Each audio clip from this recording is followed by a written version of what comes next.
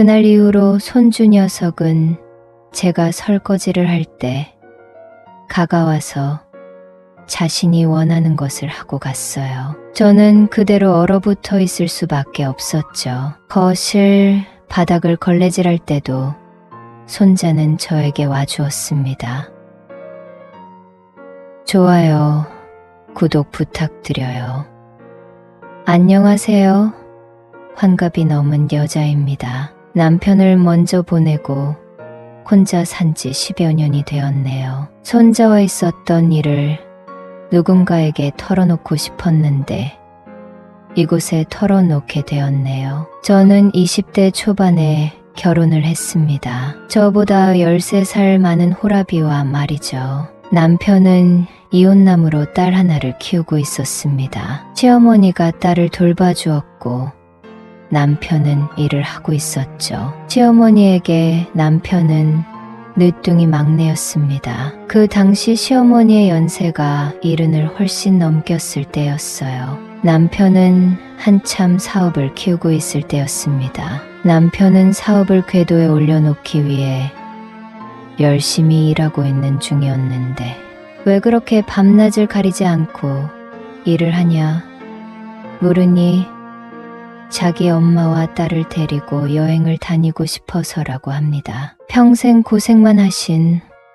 어머니와 여행을 많이 다니고 싶다고 하더군요. 일도 열심히 하고 효심도 지극한 남편의 모습이 너무 좋아 보였습니다. 그래서 저는 그 어린 나이에 무턱대고 남편의 집으로 들어가서 살기 시작했어요. 시어머니와 트러블이 전혀 없었던 것은 아니었지만 그런대로 잘 지냈습니다. 시어머니는 80을 넘기지 못하고 돌아가셨고 저는 계속 남편의 딸을 제 딸이라 생각하고 사랑으로 키웠습니다. 저는 아들 둘을 낳았습니다. 딸은 저에게 늘 잘했어요. 딸은 사춘기가 되면서 저와 좀 서먹한 관계가 되었습니다. 제가 새엄마라는 생각에 저를 좀 멀리하는 건가 싶었는데 나중에 알고 보니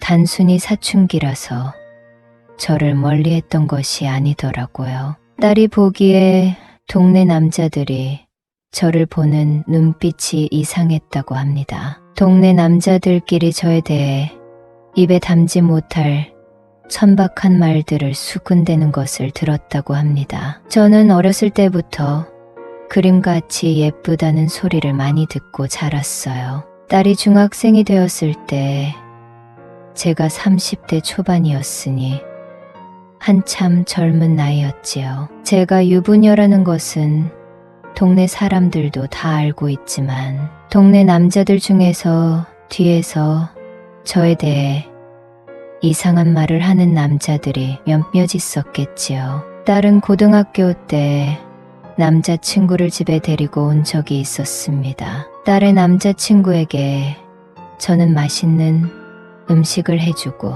잘해주려 노력했어요. 며칠 후에 딸은 저에게 사소한 것을 가지고 성질을 부렸습니다. 왜 그러는지 모르겠고 답답하기만 했죠. 나중에 알고 보니 딸의 남자친구가 저희 집에 자꾸 놀러 오겠다고 했다네요. 딸의 남자친구는 딸에게 너네 엄마 너무 예쁘시고 목소리도 너무 좋다고 했답니다. 그래서 딸은 저에게 질투가 났었나 봐요. 그런 일이 있고 나서 딸은 집에 남자친구는 물론 동성 친구들도 데리고 오지 않았습니다. 딸은 대학을 졸업하고 취직을 하고 잘 놀고 일도 열심히 하는 평범한 직장인이었습니다. 그러던 어느 날 딸은 결혼할 남자를 데리고 왔더군요. 키도 훤칠하게 크고 잘생긴 남자였습니다. 반대할 이유가 없어 남편과 저는 딸의 결혼을 흔쾌히 수락했죠. 딸과 사위는 결혼을 하고 몇 년 후에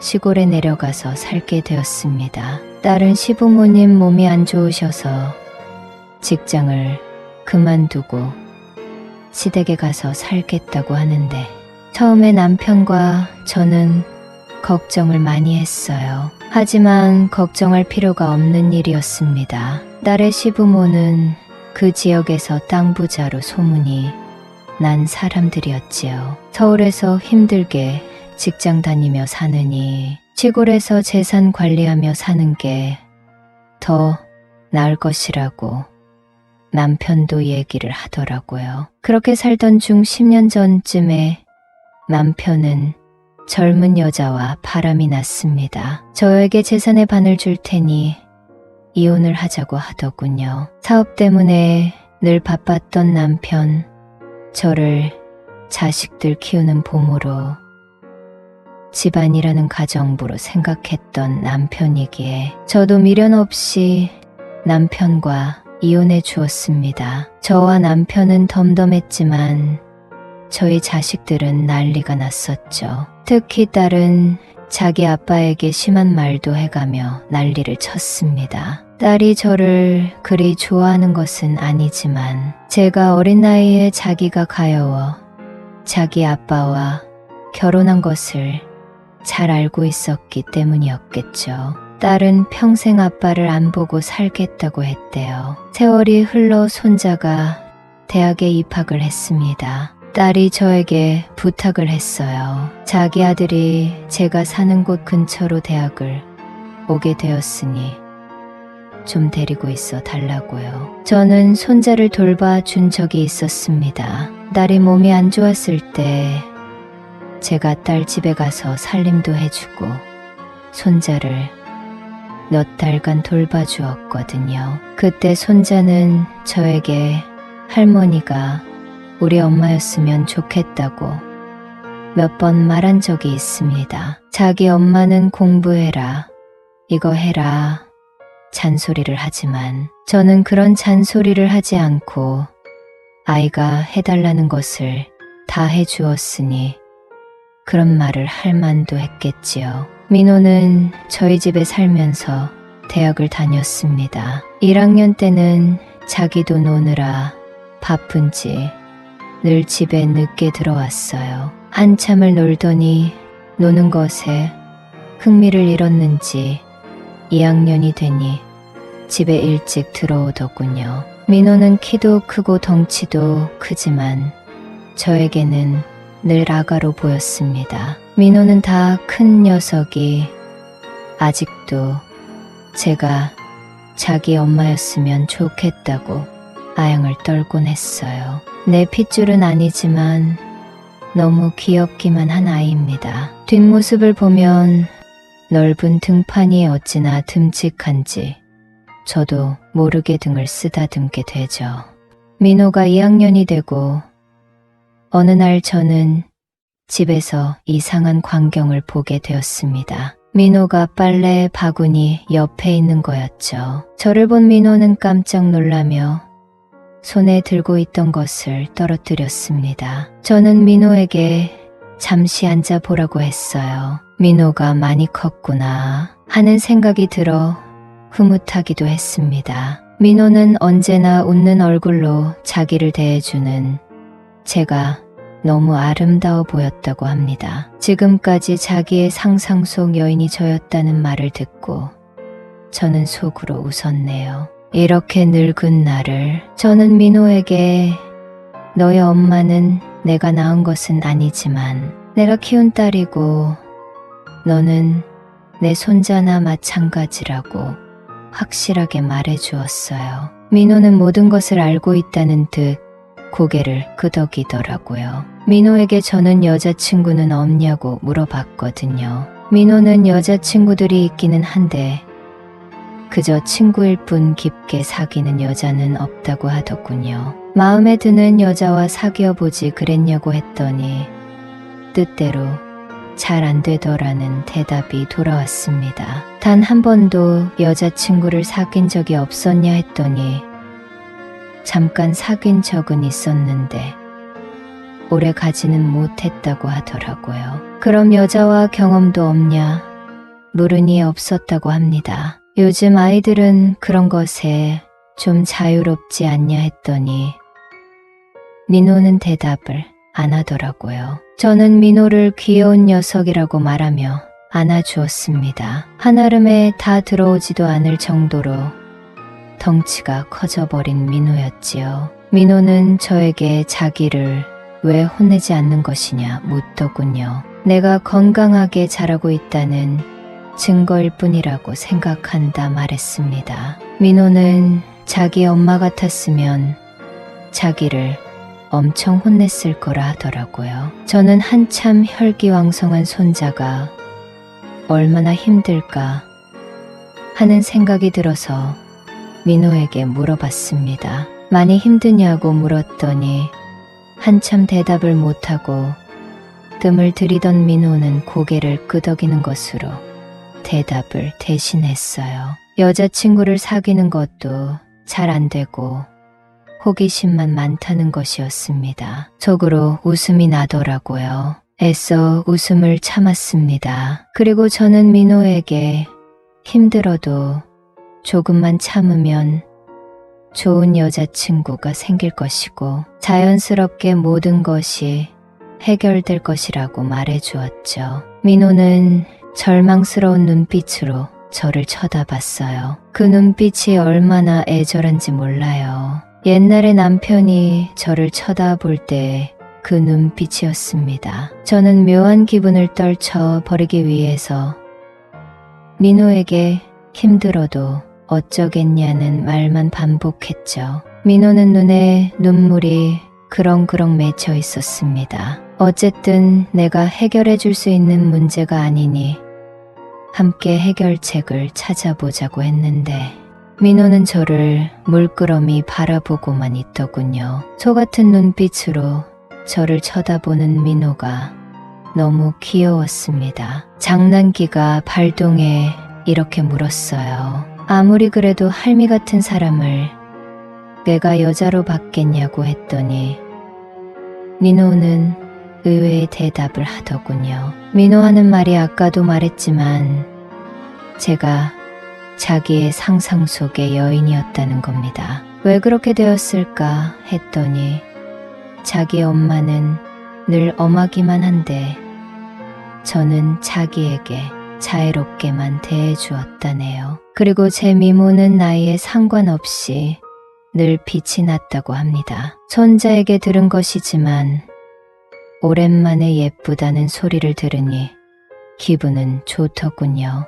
늙어도 여자는 여자인가 봅니다. 민호가 너무 안쓰러웠다고 핑계를 대고 있지만 저도 많이 외로웠습니다. 남편과 헤어지고 10년간 독수공방을 했으니까요. 저는 민호에게 한 가지 약속을 하자고 했습니다. 오늘만이라는 약속을 하고 저는 샤워를 했죠. 그리고 화장대에 앉아서 화장을 고쳤습니다. 향수를 뿌리고 민호를 불렀어요. 방으로 들어온 민호는 제 옆에 앉았습니다. 저는 민호의 손을 잡고 귓속말로 말했어요. 지금은 내 마음대로 다 해도 돼. 저는 민호가 하고 싶은 대로 다 할 수 있도록 해주었습니다. 참으로 망측한 마음이 들어 너무도 떨렸지만 그 떨림은 또 다른 설레임이었어요. 남편 말고는 함께 밤을 보낸 적이 없는 저로서는 생소한 경험이기도 했습니다. 친구들 얘기를 들어보면 신혼 때는 밤을 새운다고 했는데 저와 민호도 그랬습니다. 다음날 저는 일부러 민호를 아무 일 없었던 것처럼 대했어요. 민호는 약간 어색하게 저를 대했지만 태연한 척 하려고 노력하는 것 같았습니다. 며칠이 지나자 저는 그날 밤이 생각나더군요. 몇 번을 방 천장까지 오르는 느낌을 받았는지 그 기억이 자꾸 떠올랐습니다. 민호도 분명 힘들어하는 것 같이 보였는데 아무런 반응도 없었어요. 저는 잘 되었다는 생각도 들었지만 내심 서운하기도 했습니다. 민호는 아마도 오늘만이라는 약속 때문에 절제를 하고 있는 듯 했어요. 날이 갈수록 저는 점점 더 허전하고 더 서운하더라고요. 저는 화장실에서 보리를 볼 때 일부러 문을 열어놓았습니다. 민호가 화장실 앞을 지나가면서 저를 보더니 문을 닫아주었어요. 저는 계속 화장실 문을 열어놓고 보리를 보았습니다. 그리고 씻을 때도 화장실 문을 반쯤 열어두었어요. 민호는 지나가면서 저를 곁눈질로 쳐다보았습니다. 어느 날 제가 씻고 있는데 민호가 들어오는 소리가 들리더군요. 저는 모른 채를 했습니다. 샤워를 마치고 저는 그냥 나왔어요. 거실에 있던 민호와 눈이 마주쳤습니다. 저는 일부러 놀란 듯 민호를 쳐다봤는데 민호는 시선을 바닥으로 내리더군요. 저는 민호가 얼굴을 들어 저를 볼 때까지 그대로 서서 기다렸습니다. 드디어 민호와 눈이 마주친 순간 저는 미소를 지으며 고개를 끄덕이고 방으로 들어갔습니다. 민호는 저를 따라 들어오더군요. 그날도 저는 한숨도 자지 못하고 밤을 새웠습니다. 민호는 저에게 죄송하다고 하더군요. 저는 괜찮다고 말하며 민호의 등을 쓸어내려 주었습니다. 민호는 다시는 이런 일 없도록 조심하겠다고 하길래 저는 그럼 내가 섭섭할 것 같다고 말했더니 민호는 저를 보고 웃더라고요. 저도 민호를 보고 환하게 웃었습니다. 그날 후로 민호는 가끔 제가 설거지를 할 때 가까워서 자신이 원하는 것을 하고 갔어요. 저는 그대로 얼어붙어 있을 수밖에 없었죠. 거실 바닥을 걸레질할 때도 민호는 저에게 와주었습니다. 저와 민호는 말이 필요 없었어요. 민호가 원하는 것이 제가 원하는 것이었으니까요. 한 번은 민호와 함께 산책을 나갔어요. 날씨가 좋아서 멀리까지 걸어 나갔다. 돌아오는 길에 사람들이 많지 않은 골목길에 접어들었어요. 그 골목길에서 민호와 일을 치르기도 했네요. 저는 너무 행복했습니다. 이래선 안 되지 하는 생각도 들었지만 행복감에 집중할 뿐이었죠. 민호는 어느 날 저에게 이런 얘기를 하더군요. 자기는 결혼을 안 하겠다는, 할머니와 좋은 관계가 평생 이어지를 원한다면 남들처럼 여자친구도 사귀고 결혼도 해야 한다고 말했습니다. 민호는 꼭 그래야 하는 것이냐고 몇 번을 물었고 저는 그렇다고 대답했어요. 민호는 알겠다고 했습니다. 대신 할머니는 꼭 약속을 지켜야 한다고 몇 번을 말하더라고요. 저는 기쁜 마음으로 알겠다고 대답해 주었습니다. 저는 너무 행복해요. 이래서는 안 된다는 생각이 들기도 하지만 저는 행복감에 집중하려고 노력하고 있습니다. 참 민망한 이야기이고 누구에게도 말할 수 없는 이야기라 익명의 힘을 빌려 이곳에 털어놓고 갑니다.